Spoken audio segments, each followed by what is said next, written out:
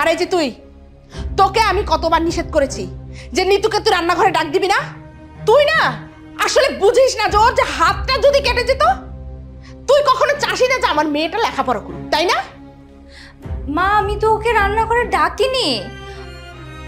ও নিজে আসছে, আমি আরো উল্টা বকা দিয়ে ওকে পাঠাচ্ছিলাম পড়ার জন্য।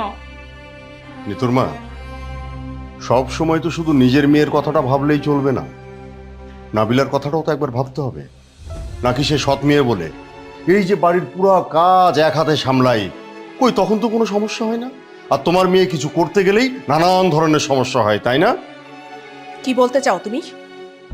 কি আবার বলতে চাই, আজকে তো তুমি সারাদিন বাড়িতেই ছিলে।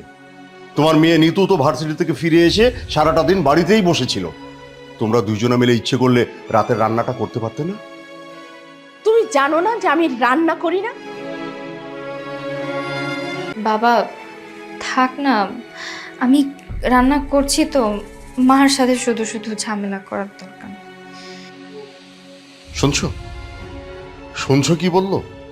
মেয়েটা সারাটা দিন অফিসে খাটুনি খেটে বাসায় ফিরে এসে আবার এই পুরো সংসারের ঘানিটা তাকে টানতে হয়। আর তুমি তুমি কি করো? তুমি তো সারাটা দিন চুপচাপ শুধু বিছানার উপর বসে থেকে 3 বেলা খাও। সংসারের কয়টা কাজ করো বলো? তুমি সংসারের কয়টা কাজ করো?